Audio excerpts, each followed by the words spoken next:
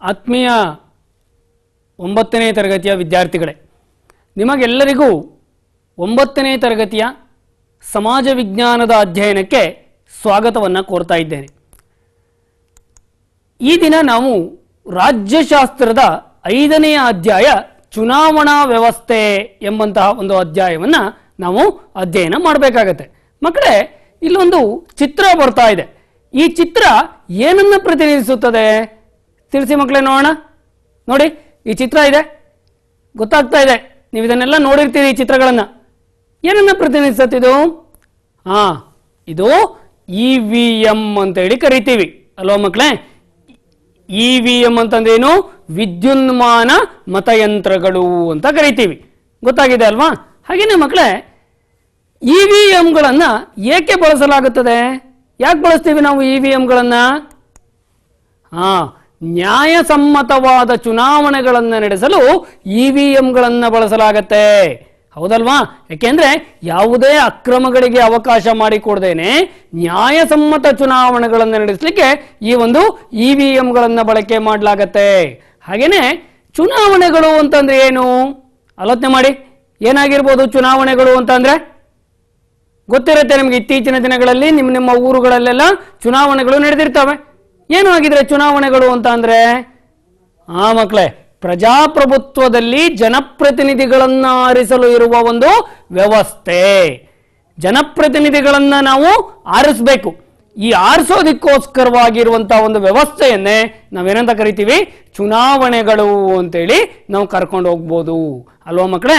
ಹಾಗಿದ್ರೆ ನಾವು ಇವತ್ತಿನ ಒಂದು ಅಭ್ಯಾಸದಲ್ಲಿ ಚುನಾವಣಾ ವ್ಯವಸ್ಥೆ ಎಂಬಂತಹ ಒಂದು ಅಧ್ಯಾಯದಲ್ಲಿ ನಾವು ಚುನಾವಣಾ ಆಯೋಗ, ಚುನಾವಣಾ ಆಯೋಗದ ರಚನೆ, ಚುನಾವಣೆಯ ಹಂತಗಳು, ರಾಜಕೀಯ ಪಕ್ಷಗಳ ಕುರಿತಾಗಿ ನಾವು ಇವತ್ತು ತಿಳ್ಕೊಂಡು ಹೋಗೋಣ. ಸಿದ್ಧರಿದ್ದೀರಲ್ವಾ? ಹಾಗಿದ್ರೆ ಇವತ್ತಿನ ಕಲಿಕೆಯನ್ನ ಪ್ರಾರಂಭ ಮಾಡೋಣ ಮಕ್ಕಳೇ. ಬನ್ನಿ, ಹಾಗಿದ್ರೆ ಇವತ್ತಿನ ಕಲಿಕೆಯನ್ನ ಪ್ರಾರಂಭ ಮಾಡೋಣ. ಚುನಾವಣಾ ವ್ಯವಸ್ಥೆ ನೋಡಿ ಮಕ್ಕಳೇ, ಈ ಚಿತ್ರವನ್ನು ಪ್ರತಿನಿಧಿಸ್ತಾ ಇದೆ. ಚುನಾವಣೆಯ ಒಂದು ಗುರುತಿದು. ಇದನ್ನ ನಾವಿಲ್ಲಿ ಗಮನಿಸ್ಕೊಂಡು ಹೋಗ್ಬೋದು. ಚುನಾವಣೆಗಳು ಭಾರತದಲ್ಲಿ ಅತ್ಯಂತ ಮಹತ್ತರವಾದಂತಹ ಒಂದು ಸ್ಥಾನವನ್ನ ಪಡೆದುಕೊಂಡಿರೋದನ್ನ ನಾವು ಗಮನಿಸ್ಕೊಂಡು ಹೋಗ್ತೀವಿ. ಜಗತ್ತಿನಲ್ಲಿ ಭಾರತ ಒಂದು ದೊಡ್ಡ ಪ್ರಜಾಪ್ರಭುತ್ವ ರಾಷ್ಟ್ರ. ಪ್ರಜಾಪ್ರಭುತ್ವ ವ್ಯವಸ್ಥೆ ಯಶಸ್ವಿಯಾಗಲಿಕ್ಕೆ ನಿಷ್ಪಕ್ಷಪಾತವಾದಂತಹ ಮತ್ತು ನಿರ್ಭಯವಾದಂತಹ ಚುನಾವಣೆಗಳ ಒಂದು ಅಗತ್ಯತೆ ಇದೆ. ಯಾಕೆಂತಂದ್ರೆ ಒಂದು ಪ್ರಜಾಪ್ರಭುತ್ವ, ಪ್ರಜೆಗಳೇ ಇಲ್ಲಿ ಪ್ರಭುಗಳು, ಪ್ರಜೆಗಳೇ ಇಲ್ಲಿ ಪ್ರಭುಗಳಾಗಿರುವಾಗ ಇದು ಯಶಸ್ವಿಯಾಗಬೇಕು ಅಂತಂದ್ರೆ ಯಾವುದೇ ಭಯ ಇಲ್ಲದೇನೆ ಒಬ್ಬ ವ್ಯಕ್ತಿ ಇಲ್ಲಿ ಚುನಾವಣೆಗಳನ್ನು ಎದುರಿಸಬೇಕಾಗತ್ತೆ. ಯಾವುದೇ ಭಯ ಇಲ್ಲದೆ ಮತದಾನವನ್ನು ಮಾಡಬೇಕಾಗತ್ತೆ. ಹಾಗಾಗಿ ಈ ನಿರ್ಭಯವಾದಂತಹ ಚುನಾವಣೆಗಳು ಇಲ್ಲಿ ಅತ್ಯಂತ ಅಗತ್ಯವಾಗಿರೋದನ್ನ ನಾವು ಗಮನಿಸ್ಕೊಂಡು ಹೋಗ್ತೀವಿ. ಹಾಗಿದ್ರೆ ಚುನಾವಣೆಗಳನ್ನ ಯಾರು ಜವಾಬ್ದಾರಿಯನ್ನು ಹೊರಬೇಕು ನೋಡ್ಬೋದು. ಈ ಚಿತ್ರವನ್ನು ನೋಡಿದ್ರೆ ಗೊತ್ತಾಗ್ತಾ ಇದೆ. ಚುನಾವಣೆಗಳ ಮೇಲ್ವಿಚಾರಣೆ, ನಿರ್ದೇಶನ ಮತ್ತು ನಿಯಂತ್ರಣವನ್ನ ಮಾಡೋದಿಕ್ಕೆ ನಮ್ಮ ಸಂವಿಧಾನದಲ್ಲೇ ಅವಕಾಶವನ್ನ ಕೊಡಲಾಗಿದೆ. ನಮ್ಮ ಸಂವಿಧಾನದ 15ನೇ ಭಾಗ ಏನಿದೆ ಅದು 324ರಿಂದ 329ವರೆಗಿನ ವಿಧಿಗಳು ಭಾರತದಲ್ಲಿ ಒಂದು ಚುನಾವಣಾ ಆಯೋಗವನ್ನ ಸ್ಥಾಪನೆ ಮಾಡಬೇಕು. ಆ ಚುನಾವಣಾ ಆಯೋಗ ಚುನಾವಣೆಗಳನ್ನು ನಡೆಸ್ಕೊಂಡು ಹೋಗ್ಬೇಕು ಎಂಬುದನ್ನ ನಮ್ಮ ಸಂವಿಧಾನದಲ್ಲೇ ಮಾಹಿತಿಗಳನ್ನ ನೀಡಿರೋದನ್ನ ನಾವು ಗಮನಿಸ್ಕೊಂಡು ಹೋಗ್ತೀವಿ. ಈ ಚುನಾವಣಾ ಆಯೋಗ ಏನಿದೆ ಇದು ಅಖಿಲ ಭಾರತವಾದಂತಹ ಒಂದು ಸಂಸ್ಥೆ. ಕೇಂದ್ರ ಮತ್ತು ರಾಜ್ಯಗಳ ಚುನಾವಣೆಗಳ ಒಂದು ಜವಾಬ್ದಾರಿಗಳನ್ನ ಇದು ಹೊತ್ತಿರುತ್ತೆ.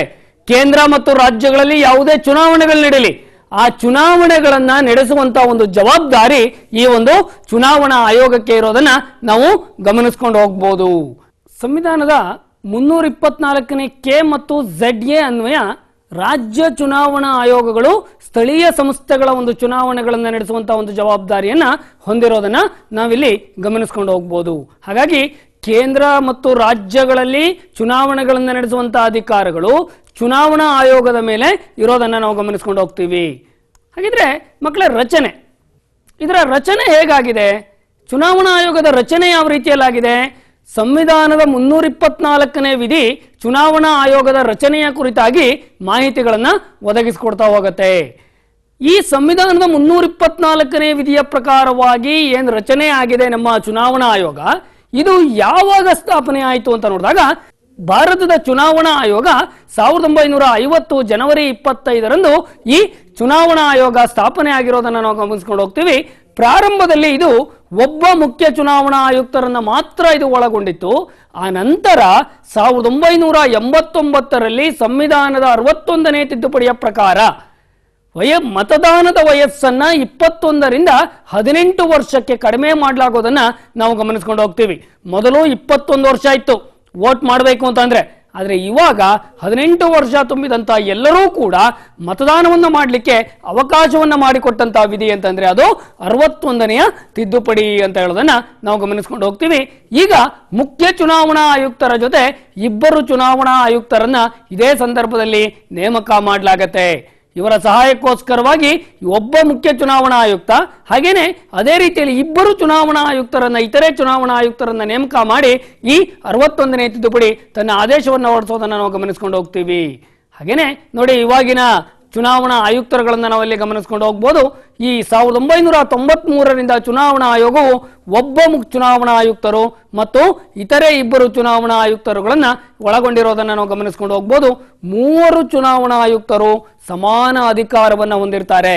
ಮುಖ್ಯ ಚುನಾವಣಾ ಆಯುಕ್ತರು ಅಂತ ಇರ್ತಾರಷ್ಟೇನೆ, ಆದ್ರೆ 3 ಕೂಡ ಸಮಾನವಾದಂತ ಒಂದು ಅಧಿಕಾರವನ್ನ ಹೊಂದಿರೋದನ್ನ ನಾವು ಗಮನಿಸ್ಕೊಂಡು ಹೋಗ್ಬೋದು. ಹಾಗಿದ್ರೆ ಈ ಚುನಾವಣಾ ಆಯೋಗದ ಮುಖ್ಯಸ್ಥರನ್ನ ಯಾರು ನೇಮಕ ಮಾಡ್ತಾರೆ? ಇವರನ್ನ ನೇಮಕ ಮಾಡೋರು ಯಾರು? ಮಕ್ಕಳೇ, ರಾಷ್ಟ್ರಪತಿಗಳು ಈ ಒಂದು ಚುನಾವಣಾ ಆಯೋಗದ ಮುಖ್ಯಸ್ಥರುಗಳನ್ನ ಅಥವಾ ಚುನಾವಣಾ ಆಯೋಗದ ಆಯುಕ್ತರುಗಳನ್ನ ನೇಮಕ ಮಾಡೋದನ್ನ ನಾವು ಗಮನಿಸ್ಕೊಂಡು ಹೋಗ್ತೀವಿ. ಇವರ ಅಧಿಕಾರಾವಧಿ ಎಷ್ಟು? 6 ವರ್ಷಗಳಾಗಿರತ್ತೆ. ಅಥವಾ 65 ವರ್ಷ ದಾಟ್ತು ಅಂತ ಅಂದ್ರೆ ಇವರ ಅಧಿಕಾರಾವಧಿ ಮುಕ್ತಾಯ ಆಗತ್ತೆ. ಇವೆರಡರಲ್ಲಿ ಯಾವುದು ಮೊದಲು ಅದು ಇವರ ಅಧಿಕಾರಾವಧಿ ಆಗಿರುತ್ತೆ.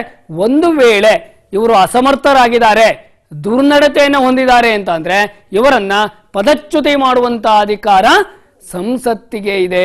ಸಂಸತ್ತು ಅಂತ ಅಂದ್ರೆ ರಾಜ್ಯಸಭೆ ಮತ್ತು ಲೋಕಸಭೆಗಳಿಗೆ ಈ ಒಂದು ಅಸಮರ್ಥತೆಯ ಆಧಾರದ ಮೇಲೆ ಇವರನ್ನ ಪದಚ್ಯುತಿ ಮಾಡುವಂತ ಒಂದು ಅವಕಾಶಗಳನ್ನ ನಾವಿಲ್ಲಿ ಗಮನಿಸ್ಕೊಂಡು ಹೋಗ್ಬೋದು. ಹಾಗಿದ್ರೆ ಇವರ ಕಾರ್ಯಗಳೇನೇನು, ಯಾವ್ಯಾವ ಕಾರ್ಯಗಳನ್ನ ಚುನಾವಣಾ ಆಯೋಗ ಮಾಡುತ್ತೆ ಆಗಿದ್ರೆ ಬನ್ನಿ ಮಕ್ಕಳೇ. ಮೊದಲನೇದಾಗಿ ರಾಷ್ಟ್ರಪತಿ, ಉಪರಾಷ್ಟ್ರಪತಿ, ರಾಜ್ಯಸಭೆ, ಲೋಕಸಭೆ, ವಿಧಾನ ಪರಿಷತ್ತು ಮತ್ತು ವಿಧಾನಸಭೆಗಳ ಚುನಾವಣೆಗಳನ್ನು ನಡೆಸುತ್ತದೆ. ನೋಡಿ, ಎಲ್ಲಾ ರೀತಿಯಾದಂತ ಚುನಾವಣೆಗಳ ಜವಾಬ್ದಾರಿ ಈ ಒಂದು ಚುನಾವಣಾ ಆಯೋಗದ ಮೇಲಿದೆ.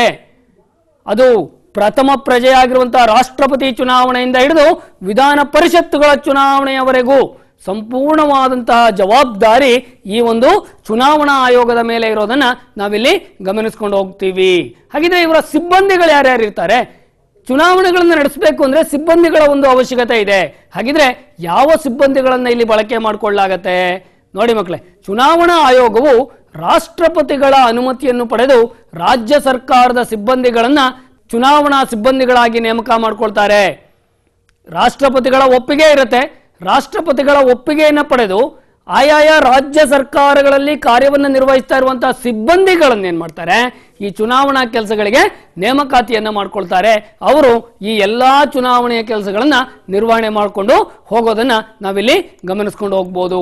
ಹಾಗಿದ್ರೆ ಚುನಾವಣೆಗಳು ಪ್ರಜಾಪ್ರಭುತ್ವದಲ್ಲಿ ಅತ್ಯಂತ ಪ್ರಮುಖವಾಗಿರುವಂತಹದ್ದು ಅಂತಂದ್ರೆ ಅದು ಚುನಾವಣೆಗಳು. ಪಂಚಾಯತ್ ಮತ್ತು ಪೌರ ಸಂಸ್ಥೆಗಳ ಚುನಾವಣೆಗಳನ್ನ ರಾಜ್ಯ ಚುನಾವಣಾ ಆಯೋಗ ನಡೆಸುತ್ತೆ. ಈಗಾಗಲೇ ನೋಡಿದ್ವಿ ನಾವು, ರಾಷ್ಟ್ರಪತಿಗಳು, ಲೋಕಸಭೆ, ರಾಜ್ಯಸಭೆ, ವಿಧಾನ ಪರಿಷತ್ತು, ಅದೇ ರೀತಿಯಲ್ಲಿ ವಿಧಾನಸಭೆ, ಇವುಗಳಿಗೆ ಚುನಾವಣಾ ಆಯೋಗ, ಮುಖ್ಯ ಚುನಾವಣಾ ಆಯೋಗ ಪ್ರಧಾನವಾದಂತಹ ಜವಾಬ್ದಾರಿಯನ್ನು ಹೊತ್ತರೆ, ರಾಜ್ಯ ಚುನಾವಣಾ ಆಯೋಗ ಏನಿದೆ ಪಂಚಾಯತ್ಗಳು ಮತ್ತು ಪೌರ ಸಂಸ್ಥೆಗಳ ಒಂದು ಚುನಾವಣೆಗಳನ್ನ ನಡೆಸುವಂತಹ ಒಂದು ಅಧಿಕಾರವನ್ನು ಹೊಂದಿದೆ. ಸಂವಿಧಾನದ 324 ಮತ್ತು ZA ವಿಧಿಯನ್ವಯ ರಾಜ್ಯಪಾಲರು ಚುನಾವಣಾ ಆಯುಕ್ತರನ್ನ ನೇಮಕ ಮಾಡ್ತಾರೆ. ಸಂವಿಧಾನದ ಈ 2 ವಿಧಿಗಳ ಅನ್ವಯವಾಗಿ ರಾಜ್ಯಗಳಿಗೆ ತನ್ನದೇ ಆದಂತಹ ರಾಜ್ಯ ಚುನಾವಣಾ ಆಯುಕ್ತರನ್ನ ನೇಮಕ ಮಾಡಿಕೊಳ್ಳುವಂತಹ ಒಂದು ಅಧಿಕಾರ ಇದೆ. ಹಾಗಾಗಿ ಇದನ್ನ ರಾಜ್ಯಪಾಲರು ಚಲಾವಣೆ ಮಾಡೋದನ್ನು ನಾವು ಗಮನಿಸ್ಕೊಂಡು ಹೋಗ್ತೀವಿ. ರಾಜ್ಯ ಚುನಾವಣಾ ಆಯೋಗ ಪ್ರತಿಯೊಂದು ರಾಜ್ಯಗಳಲ್ಲೂ ಕೂಡ ಈ ರಾಜ್ಯ ಚುನಾವಣಾ ಆಯೋಗ ಇರುತ್ತೆ. ಕರ್ನಾಟಕದಲ್ಲಿ ಕರ್ನಾಟಕ ಗ್ರಾಮ ರಾಜ್ ಮತ್ತು ಪಂಚಾಯತ್ ರಾಜ್ ಅಧಿನಿಯಮ 1993ರಲ್ಲಿ ಜಾರಿಯಾಗತ್ತೆ. ಈ ಜಾರಿಯಾದಂತಹ ಅಧಿನಿಯಮದ 308ನೇ ಪ್ರಕರಣದನ್ವಯ ಚುನಾವಣಾ ಆಯೋಗವನ್ನ ಹೊಂದಿದ್ದೀವಿ. ಇದು ರಾಜ್ಯಗಳ ಸ್ಥಳೀಯ ಚುನಾವಣೆಗಳನ್ನ ಯಶಸ್ವಿಯಾಗಿ ನಡೆಸ್ತಾ ಬಂದಿದೆ. 1993ರಿಂದ ಇಲ್ಲಿಯವರೆಗೂ ನಿರಂತರವಾಗಿ ತನ್ನ ಜವಾಬ್ದಾರಿಗಳನ್ನ ಚುನಾವಣಾ ಆಯೋಗ ನಡೆಸ್ಕೊಂಡು ಬಂದಿರೋದನ್ನ ನಾವು ಗಮನಿಸ್ಕೊಂಡು ಹೋಗ್ತೀವಿ. ಹಾಗಿದ್ರೆ ಚುನಾವಣಾ ಕ್ಷೇತ್ರಗಳು, ಚುನಾವಣೆಗಳನ್ನ ನಡೆಸಬೇಕು ಅಂತಂದ್ರೆ ಕ್ಷೇತ್ರಗಳು ಬೇಕಲ್ವಾ? ಹಾಗಿದ್ರೆ ಚುನಾವಣಾ ಕ್ಷೇತ್ರಗಳು ಅಂತಂದ್ರೆ ಏನು? ನೋಡಿ ಮಕ್ಕಳೇ, ಭಾರತದ ಭೂಪಟದಲ್ಲಿ ಇವೆಲ್ಲವನ್ನ ನಾವು ಗಮನಿಸ್ಕೊಂಡು ಹೋಗ್ಬೋದು. ಲೋಕಸಭಾ ಕ್ಷೇತ್ರಗಳನ್ನ ನಾವು ಗಮನಿಸಬಹುದು. ಇವುಗಳನ್ನೇ ನಾವು ಕ್ಷೇತ್ರಗಳು ಅಂತೇಳಿ ನಾವು ಕರಿತೀವಿ. ಆಯಾಯ ಮತದಾನದ ಕ್ಷೇತ್ರಗಳು ಅಂತೇಳಿ ನಾವು ಕರಿತೀವಿ. ಹಾಗಿದ್ರೆ ಚುನಾವಣಾ ಕ್ಷೇತ್ರಗಳು ಅಂತಂದ್ರೆ ಏನು? ಚುನಾವಣೆಯ ಉದ್ದೇಶಕ್ಕಾಗಿ ದೇಶ ಮತ್ತು ರಾಜ್ಯವನ್ನ ಚಿಕ್ಕ ಚಿಕ್ಕ ಚುನಾವಣಾ ವಿಭಾಗಗಳನ್ನಾಗಿ ಮಾಡಲಾಗಿದೆ. ಇವುಗಳನ್ನೇ ನಾವೇನಂತ ಕರಿತೀವಿ? ಚುನಾವಣಾ ಕ್ಷೇತ್ರಗಳು ಅಂತೇಳಿ ಕರಿತೀವಿ. ಚಿಕ್ಕ ಚಿಕ್ಕ ಭಾಗಗಳನ್ನಾಗಿ ಮಾಡಿದ್ದೀವಿ. ಲೋಕಸಭೆಗೋಸ್ಕರವಾಗಿ ಕೆಲವೊಂದು ಭಾಗಗಳನ್ನಾಗಿ ಮಾಡ್ಕೊಂಡಿದ್ದೀವಿ. ರಾಜ್ಯಗಳಿಗೋಸ್ಕರವಾಗಿ ವಿಧಾನಸಭಾ ಸದಸ್ಯರನ್ನ ಆಯ್ಕೆ ಮಾಡೋದಕ್ಕೆ ಅನೇಕ ಭಾಗಗಳನ್ನಾಗಿ ತಾಲೂಕುಗಳನ್ನ ವಿಂಗಡಣೆ ಮಾಡ್ಕೊಂಡಿದ್ದೀವಿ. ಇವುಗಳನ್ನೇ ನಾವೇನಂತ ಕರಿಬಹುದು? ಚುನಾವಣಾ ಕ್ಷೇತ್ರಗಳು ಅಂತೇಳಿ ಕರಿತೀವಿ. ಇದು ಜನಸಂಖ್ಯೆಯ ಆಧಾರಿತವಾಗಿ ವಿಂಗಡಣೆಗೊಳ್ಳುತ್ತದೆ. ಎಷ್ಟು ಜನಸಂಖ್ಯೆ ಇದೆ, ಜನಸಂಖ್ಯೆ ಹೆಚ್ಚಿರ್ಬೋದು ಅಥವಾ ಕಡಿಮೆ ಇರ್ಬೋದು. ಕೆಲವೊಂದು ಕ್ಷೇತ್ರಗಳಲ್ಲಿ ಅತಿ ಹೆಚ್ಚಿನ ಜನಸಂಖ್ಯೆ ಇರುತ್ತೆ, ಕೆಲವೊಂದು ಕ್ಷೇತ್ರಗಳಲ್ಲಿ ಕಡಿಮೆ ಜನಸಂಖ್ಯೆಗಳಿರ್ಬೋದು. ಇವುಗಳನ್ನು ನಾವು ಚುನಾವಣಾ ಕ್ಷೇತ್ರಗಳು ಅಂತೇಳಿ ನಾವು ಕರಿತೀವಿ. ಹಾಗೇನೆ ಮೊದಲನೆಯದು, ಲೋಕಸಭಾ ಚುನಾವಣಾ ಕ್ಷೇತ್ರಗಳಿಂದ ಆಯ್ಕೆಗೊಂಡ ಅಭ್ಯರ್ಥಿಗಳು ಲೋಕಸಭಾ ಸದಸ್ಯರುಗಳೆನಿಸಿಕೊಂಡರೆ, ವಿಧಾನಸಭಾ ಕ್ಷೇತ್ರದಿಂದ ಆಯ್ಕೆಗೊಂಡ ಅಭ್ಯರ್ಥಿಗಳು ರಾಜ್ಯ ವಿಧಾನಸಭೆಯ ಸದಸ್ಯರುಗಳು ಅನಿಸ್ಕೊಳ್ತಾರೆ. ಯಾವುದೇ ಒಂದು ಕ್ಷೇತ್ರಗಳಾಗಿರ್ಬೋದು, ಅದು ಲೋಕಸಭಾ ಚುನಾವಣಾ ಕ್ಷೇತ್ರನೋ ಅಥವಾ ರಾಜ್ಯಗಳ ವಿಧಾನಸಭಾ ಚುನಾವಣಾ ಕ್ಷೇತ್ರನೋ ಯಾವುದರ ಆಗಿರ್ಬೋದು, ಆ ಚುನಾವಣಾ ಕ್ಷೇತ್ರಗಳು ಇಲ್ಲಿ ಅತ್ಯಂತ ಮಹತ್ವದ ಒಂದು ಸ್ಥಾನವನ್ನ ಪಡೆದುಕೊಂಡಿರೋದನ್ನ ನಾವು ಗಮನಿಸ್ಕೊಂಡು ಹೋಗ್ತೀವಿ. ಹಾಗೇನೆ ಮತದಾರರ ಪಟ್ಟಿ. ಏನು ಮಕ್ಕಳೇ ಮತದಾರರ ಪಟ್ಟಿ? ಮತದಾರ ಅಂತಂದ್ರೆ ಯಾರು? ನಾವುಗಳು 18 ವರ್ಷ ತುಂಬಿದಂತ ಎಲ್ಲರೂ ಮತದಾರರು ಅಂತ ಅನ್ಸ್ಕೊಳ್ತಾರೆ. ಹಾಗಿದ್ರೆ ಈ ಮತದಾರರ ಪಟ್ಟಿ ಯಾಕೆ ಬೇಕು? ಮತದಾರರ ಪಟ್ಟಿ ಅಂತಂದ್ರೆ ಏನು? ಬನ್ನಿ ಮಕ್ಕಳಾಗಿದ್ರೆ ನೋಡೋಣ. ನೋಡಿ, ಬಂತು ಇಲ್ಲಿ, ಇದನ್ನ ನೀವು ನೋಡಿರ್ಬೋದು. ಮತದಾರರ ಪಟ್ಟಿ. ಇಲ್ಲಿ ಮತದಾರರ ಪಟ್ಟಿಯಲ್ಲಿ ಅವರ ಹೆಸರುಗಳು, ಅವರ ತಂದೆ, ಅವರ ಹುಟ್ಟಿದ ವರ್ಷಗಳು, ಅವರ ಫೋಟೋ, ಇದೆಲ್ಲ ಮಾಹಿತಿಗಳು ಇರ್ತವೆ. ಅವರ ಗುರುತಿನ ಮಾಹಿತಿಯನ್ನಾಗಿ ಬಳಸ್ತೀವಿ. ಹಾಗಾಗಿ ಈ ಮತದಾರರ ಪಟ್ಟಿ ಇಲ್ಲಿ ಅತ್ಯಂತ ಮುಖ್ಯವಾಗಿದ್ದಾಗಿರುತ್ತೆ. ಹಾಗಿದ್ರೆ ಮತದಾನ ಮಾಡುವವರ ಹೆಸರು ಹಾಗೂ ಕೆಲವು ವಿವರಗಳನ್ನು ಒಳಗೊಂಡಿರುವಂತಹ ಪಟ್ಟಿಯನ್ನೇ ನಾವೇನಂತ ಕರಿತೀವಿ? ಮತದಾರರ ಪಟ್ಟಿ ಅಂತ ಹೇಳಿ ನಾವು ಕರಿತೀವಿ. ಮತದಾರರ ಪಟ್ಟಿಯನ್ನು ಸಿದ್ಧಪಡಿಸೋರು ಯಾರು? ಚುನಾವಣಾ ಆಯೋಗ. ಚುನಾವಣಾ ಆಯೋಗ ಚುನಾವಣೆಗಳನ್ನು ನಡೆಸೋದಕ್ಕಿಂತ ಮುಂಚಿತವಾಗಿಯೇ ಈ ಒಂದು ಪಟ್ಟಿಯನ್ನ ಸಿದ್ಧಪಡಿಸಿ ಆ ಮೂಲಕವಾಗಿ ಚುನಾವಣೆಗಳನ್ನ ನಡೆಸ್ಕೊಂಡು ಹೋಗುತ್ತೆ. ಯಾರಿಗೆ 18 ವರ್ಷ ತುಂಬಿರತ್ತೋ ಅವರನ್ನ ಪಟ್ಟಿಗೆ ಸೇರ್ಪಡೆ ಮಾಡ್ತಾರೆ. ಯಾರು ಮರಣ ಹೊಂದಿರ್ತಾರೋ ಅಂತವರ ಹೆಸರನ್ನ ತೆಗೆದುಹಾಕ್ತಾರೆ. ಒಂದ್ ವೇಳೆ 18 ವರ್ಷ ತುಂಬಿದೆ, ನಿಮ್ಮನ್ನ ಆ ಹೆಸರಿಗೆ ಸೇರಿಸಬಹುದು ಮತದಾರರ ಪಟ್ಟಿಗೆ. ಯಾರಾದ್ರೂ ಮರಣವನ್ನ ಹೊಂದಿರ್ತಾರೆ, ನೋಡಿ ಅಲ್ಲಿ ಚಿತ್ರದಲ್ಲಿ ಕಾಣಿಸ್ತಾ ಇದೆ, ಡಿಲೀಟೆಡ್ ಅಂತ ಬರ್ತಾ ಇದೆ. ಆ ಡಿಲೀಟೆಡ್ ಅಂತಂದ್ರೆ ಅವರು ಒಂದೋ ಮರಣವನ್ನ ಹೊಂದಿರ್ತಾರೆ, ಇಲ್ಲ ಅಂತಂದ್ರೆ ಬೇರೆ ಕಡೆಯ ಚುನಾವಣಾ ಕ್ಷೇತ್ರದಲ್ಲಿ ಅವರ ಹೆಸರು ನಮೂದಾಗಿರುತ್ತೆ. ಹಾಗಾಗಿ ಇಲ್ಲಿ ಡಿಲೀಟ್ ಅನ್ನ ಮಾಡ್ತಾರೆ. ಹಾಗಾಗಿ ಮತದಾರರ ಪಟ್ಟಿ ಇಲ್ಲಿ ಅತ್ಯಂತ ಮಹತ್ವದ ಒಂದು ಸ್ಥಾನವನ್ನ ಪಡ್ಕೊಂಡಿರೋದನ್ನ ನಾವು ಗಮನಿಸ್ಕೊಂಡು ಹೋಗ್ತೀವಿ. ಗುರುತಿನ ಚೀಟಿ. ಮತದಾರರ ಪಟ್ಟಿ ಆದ ನಂತರ 18 ವರ್ಷ ತುಂಬಿದಂತ ಎಲ್ಲರಿಗೂ ಕೂಡ ಹೆಸರನ್ನ ಸೇರಿಸಿದ ನಂತರದಲ್ಲಿ ಈ ರೀತಿಯಾದಂತಹ ಒಂದು ಗುರುತಿನ ಚೀಟಿಯನ್ನ ಕೊಡ್ತಾರೆ ಚುನಾವಣಾ ಆಯೋಗ. ಅನೇಕ ಉದ್ದೇಶಗಳಿಗೋಸ್ಕರವಾಗಿ ಈ ಗುರುತಿನ ಚೀಟಿಯನ್ನ ಇಲ್ಲಿ ಬಳಕೆ ಮಾಡಲಾಗುತ್ತೆ. ಮತದಾರರ ಛಾಯಾಪ್ರತಿಯ ಗುರುತಿನ ಚೀಟಿಗಳನ್ನು ಅರ್ಹ ಮತದಾರರಿಗೆ ಚುನಾವಣಾ ಆಯೋಗ ನೀಡುತ್ತೆ. ಇದು ಅನ್ಯ ವ್ಯಕ್ತಿಯೊಬ್ಬ ಮತದಾನವನ್ನ ಮಾಡಬಾರದು ಎಂಬ ಉದ್ದೇಶದಿಂದಾಗಿ ನೀಡಿರುವಂತಹ ಒಂದು ಗುರುತಿನ ಪತ್ರ ಅಥವಾ ಚೀಟಿ ಅಂತ ಹೇಳಿ ಕರಿತೀವಿ.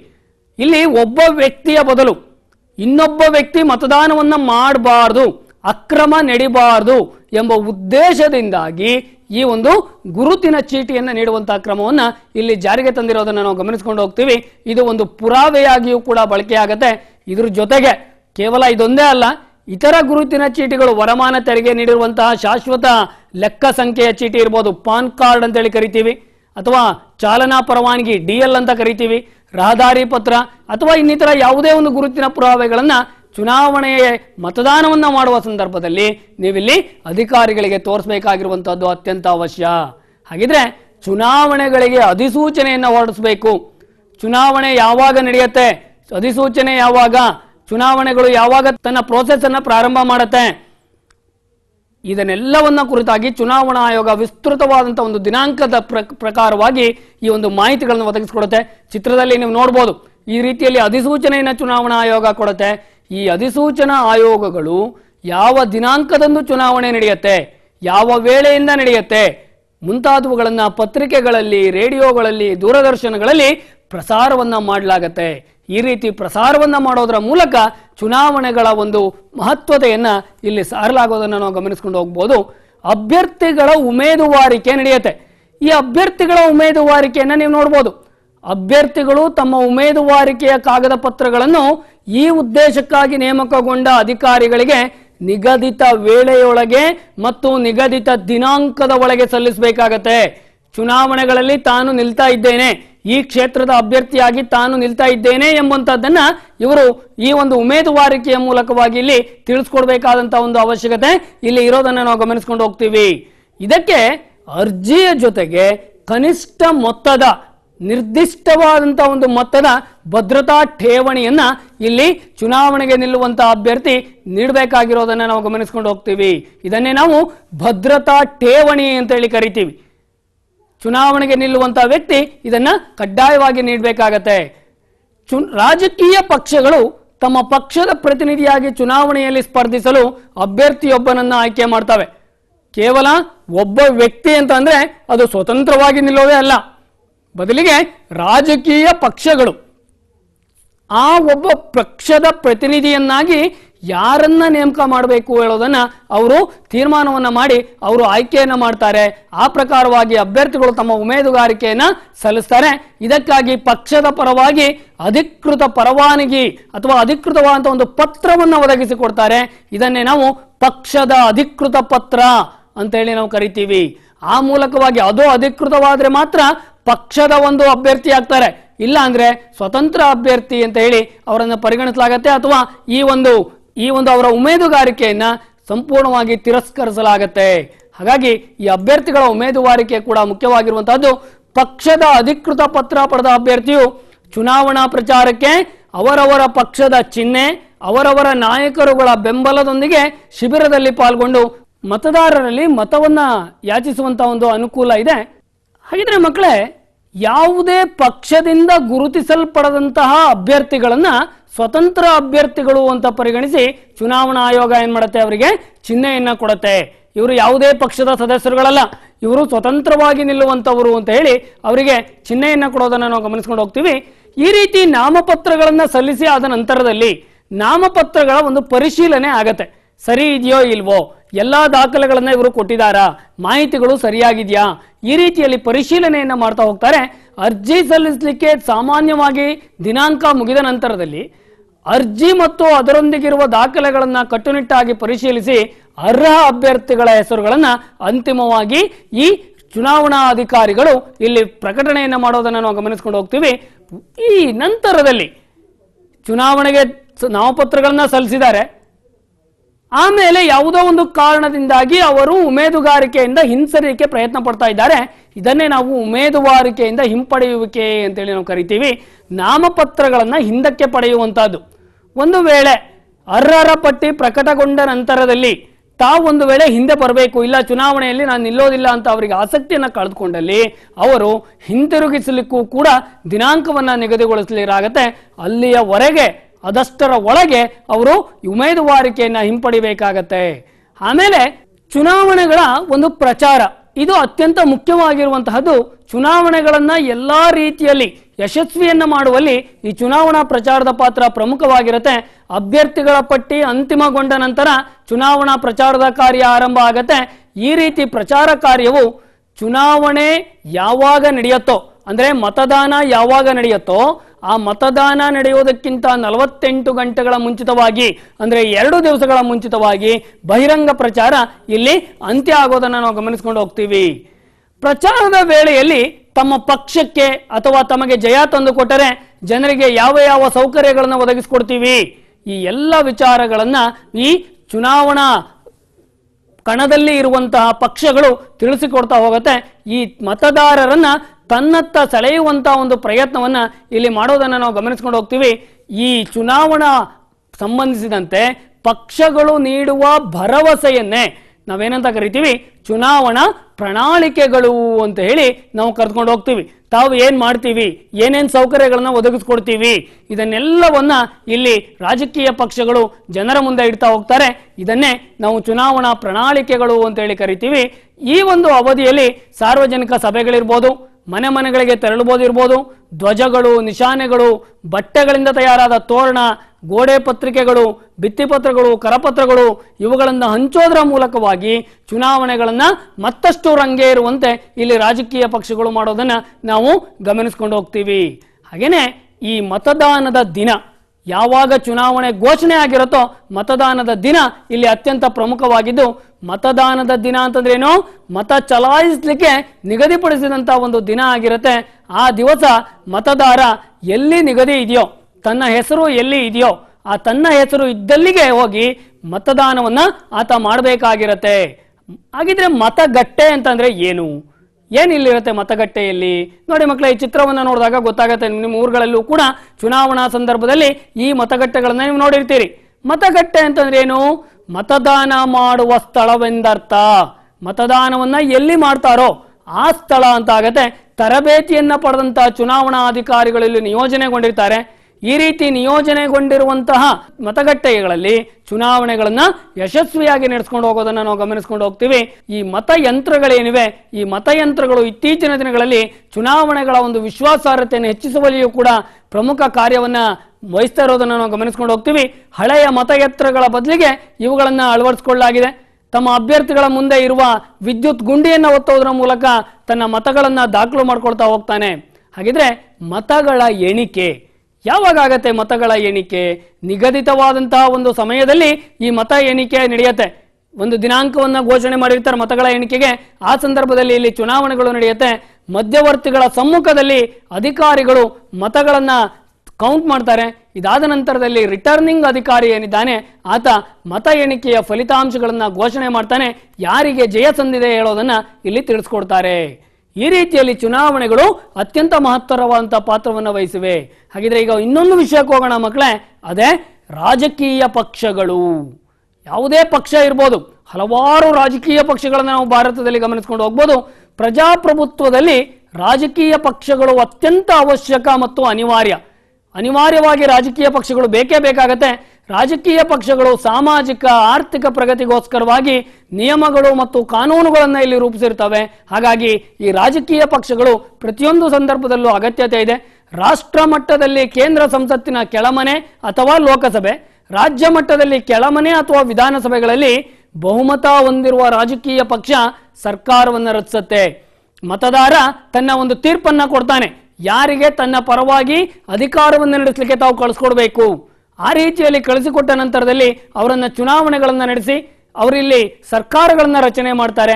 ಆ ಸರ್ಕಾರ ಜನರಿಗೆ ಬೇಕಾದಂತಹ ಪೂರೈಕೆ ಮಾಡಬೇಕಾಗಿರುವಂತಹ ಅವಶ್ಯಕತೆಗಳನ್ನ ಇಲ್ಲಿ ಪೂರೈಸಿಕೊಡ್ತಾ ಹೋಗುತ್ತೆ. ಹಾಗೇನೆ ಯಾವ ಪಕ್ಷ ಸರ್ಕಾರವನ್ನ ರಚಿಸುತ್ತದೋ ಅದನ್ನ ಆಡಳಿತ ಪಕ್ಷ ಅಂತೇಳಿ ಕರಿತೀವಿ. ಎರಡನೇ ಸ್ಥಾನವನ್ನ ಪಡೆದಂತಹ ಪಕ್ಷವನ್ನ ವಿರೋಧ ಪಕ್ಷ ಅಂತ ಕರಿತೀವಿ. ಈ ವಿರೋಧ ಪಕ್ಷ ಏನಿದೆ, ಆಡಳಿತ ಪಕ್ಷದ ಚಟುವಟಿಕೆಗಳನ್ನ ವಿಮರ್ಶೆ ಮಾಡುವಂತಹದ್ದು, ಸಲಹೆ ಸೂಚನೆಗಳನ್ನ ನೀಡುವಂತಹದ್ದು, ಈ ಕಾರ್ಯಗಳನ್ನ ಈ ವಿರೋಧ ಪಕ್ಷ ಮಾಡಬೇಕಾದಂತಹ ಒಂದು ಅನಿವಾರ್ಯತೆ ಇರೋದನ್ನ ನಾವು ಗಮನಿಸ್ಕೊಂಡು ಹೋಗ್ಬೋದು. ಹಾಗಾಗಿ ಆಡಳಿತ ಪಕ್ಷ ಮತ್ತು ವಿರೋಧ ಪಕ್ಷಗಳ ಪಾತ್ರ ಇಲ್ಲಿ ಪ್ರಮುಖವಾಗಿದ್ದಾಗಿರುತ್ತೆ. ಈ ರಾಜಕೀಯ ಪಕ್ಷಗಳ ವಿಧಗಳು ಯಾವ್ದ್ಯಾವುದು ಇದನ್ನ ನೋಡಿದಾಗ ಪ್ರಮುಖವಾಗಿ ನಮ್ಮಲ್ಲಿ ಎರಡು ರೀತಿಯಾದಂತಹ ರಾಜಕೀಯ ಪಕ್ಷಗಳು ನಮಗೆ ಕಂಡು ಬರುತ್ತೆ. ಮೊದಲನೇದು ರಾಷ್ಟ್ರೀಯ ಪಕ್ಷಗಳು, ಎರಡನೇದು ಪ್ರಾಂತೀಯ ರಾಜಕೀಯ ಪಕ್ಷಗಳು ಅಂತೇಳಿ ನಾವು ವಿಂಗಡಣೆ ಮಾಡಬಹುದು. ರಾಷ್ಟ್ರೀಯ ರಾಜಕೀಯ ಪಕ್ಷಗಳು ತಮ್ಮ ದೇಶದ ಹಲವಾರು ರಾಜ್ಯಗಳಲ್ಲಿ ಶಾಖೆಯನ್ನು ಹೊಂದಿರುವುದನ್ನ ನಾವಿಲ್ಲಿ ಗಮನಿಸ್ಕೊಂಡು ಹೋಗ್ಬೋದು. ಅನೇಕ ರಾಜ್ಯಗಳಲ್ಲಿ ತನ್ನ ಶಾಖೆಯನ್ನು ಹೊಂದಿರ್ತಾವ ರಾಷ್ಟ್ರೀಯ ಪಕ್ಷಗಳು. ಆ ಮೂಲಕವಾಗಿ ತನ್ನ ಕಾರ್ಯಚಟುವಟಿಕೆಗಳನ್ನು ನಿರ್ಧರಿಸ್ತಾ ಹೋಗ್ತಾ ಇರುತ್ತೆ. ಹಾಗಿದ್ರೆ ಈ ರಾಷ್ಟ್ರೀಯ ಪಕ್ಷಗಳು ಯಾವ್ದ್ಯಾವುದು?